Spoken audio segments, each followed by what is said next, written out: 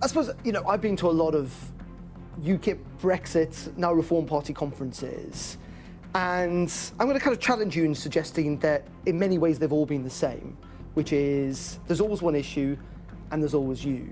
And your strategy now is to try and make this a major political party that is a party of government.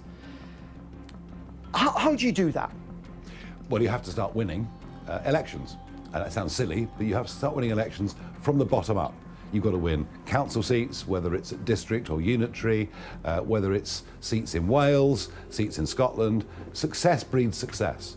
And I think one of the most significant things that happened this year, and the first past the post system has always been my absolute bête noire all through my political career, is having established that beachhead in Parliament, people can see that by voting reform, you can actually get a reform. In a tense interview, Nigel Farage struck the presenter to the core with his harsh answers and witty attacks.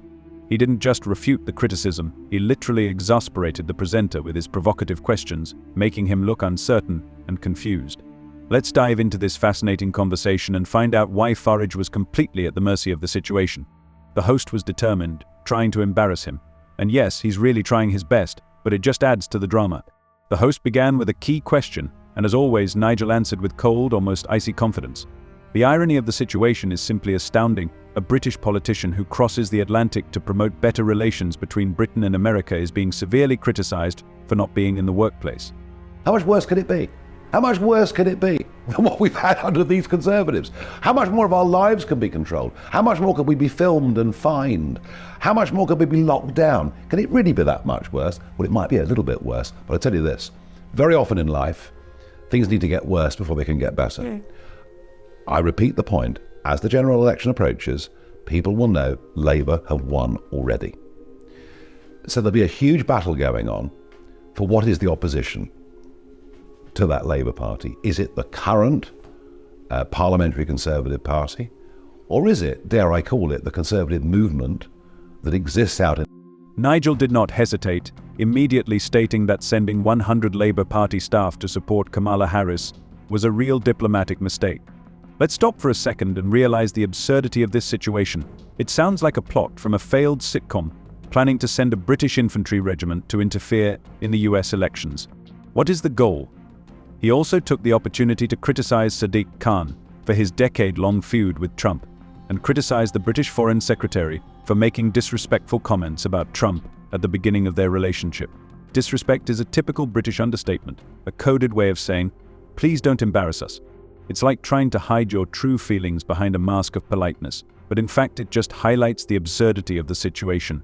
But wait, with Nigel's suggestion, things get even more exciting. Spread the red carpet. Yes, you heard right. According to Nigel, our relations with the United States are the most important ties in the world. And to be honest, he's absolutely right. Intelligence, defense, trade, Nigel had a clear plan, and he wasn't going to be distracted. Oh, I frankly think that is just an ignorant comment that is made. It's baseless, but we had a problem in the election campaign. You see, and if you throw mud at me, and none of what you throw is true, it makes no difference, it doesn't stick.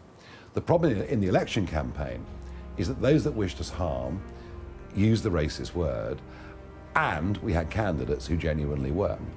That's what hurt us so much in the last few days.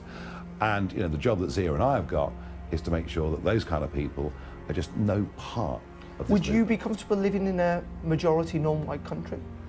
Well, if I lived in Birmingham, I'd be there already, wouldn't I? And we are in Birmingham. But you don't like that, though? Look, what I said very clearly out there on the stage earlier is we, as a party, couldn't care less what colour you are. Well, it's time to fantasize and laugh a little. The presenter definitely accused Nigel of having a special relationship with Trump, and not in the sense of diplomatic ties between the UK and the US, but rather in terms of personal sympathy. She hinted that Nigel seems to be more into Trump than the thrilling true crime documentaries on Netflix. Of course, Nigel just grinned, as if it was just a joke, and stated that he had had conversations with high-profile members of the Labour Party, and he was ready to help resolve the situation. What followed was a deft maneuver that was hard to miss. Nigel Farage started acting like he had a Trump card in his pocket again. But here's the thing, he was right again. Whether he likes it or not, Farage is one of the few British politicians who really knows the key players in Washington. And don't forget about the presenter's unsuccessful attempt to corner him. The accusation that he puts Trump above the interests of his constituents backfired, because Nigel made it clear that he was ready to work with anyone, be it Labour, Conservatives or anyone else, for the good of Britain. Nigel Farage, at PMQs, what would be your first question? Oh, that'll depend on where we are. I'm guessing by the time of the first PMQs that I get a chance, I'm guessing the boats will be coming across the channel in droves. So I expect it may be around that issue. You said this was a message to Labour. What is your message directly to Sir Keir Starmer? My message would be that unless you control immigration, and if you dare take us closely back to the European Union, you will find yourself in 2029 in big electoral trouble. We are now after Labour, make no mistake. And Clacton, what are your priorities for the local area? What do you want to see in Clacton change? Money. It needs more tourists, it needs more investment. I haven't promised anything false in this campaign at all. I'd never do that, but I genuinely believe I can help. The host, desperate to find a way to get the better of Nigel, changed his tactics, and at that moment, Nigel's expression spoke for itself. He was ready for any challenge. He used one of the oldest techniques in the political game, and it looked like a confident move by a master. Nigel, without wasting a second, said that the world has become safer thanks to Donald Trump. He proudly mentioned the historic Abraham Accords peace agreements between Israel and Arab countries, and stressed that Trump did not unleash any wars, but on the contrary boldly crossed the border with North Korea. The way he said it was so calm and confident that it left no room for attacking questions. His confidence and resilience were amazing, and at that moment he looked like a true winner, ready to face any challenge. I try not to, because if you worried too much, you wouldn't be able to do what you do. I mean, it is sad that we have levels of intolerance in politics, and indeed on both sides, but we have levels of intolerance in politics that mean it can be a very dangerous career to pursue. I hate that. I hate the lack of freedom, but it is what it is. Does it keep you awake at night? No. No, it doesn't keep me awake at night. You're an astute political operator. Do you honestly think you can be the next Prime Minister? I think it's possible, yeah. You honestly do? It may not be probable, but it's certainly possible, yeah. I mean, we don't need to change the minds of a single voter. On the really big issues about country, identity, all of those things that we talk about, there are enough voters in Britain now for us to win the general election without changing a single person's. Like it or not, Trump is back, and Nigel has made it clear that Britain needs to learn how to deal with this new reality. Farage dismissed every accusation and criticism that the presenter threw at him with ease, as if he were playing political ping-pong, and it was simply fascinating to watch.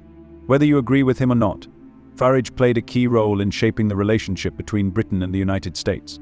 This is of great importance, because if the British government cannot overcome its personal feelings towards Trump, it may have to rely on Nigel and his connections in Washington.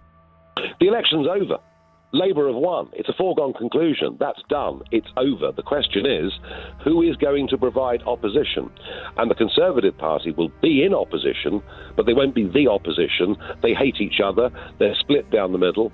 And what we need is a voice in there of genuine opposition and alternative. The Conservatives can't provide that reform if they win seats in Parliament. And finally, and perhaps most importantly, this interview was a vivid example of how to confidently defend your positions.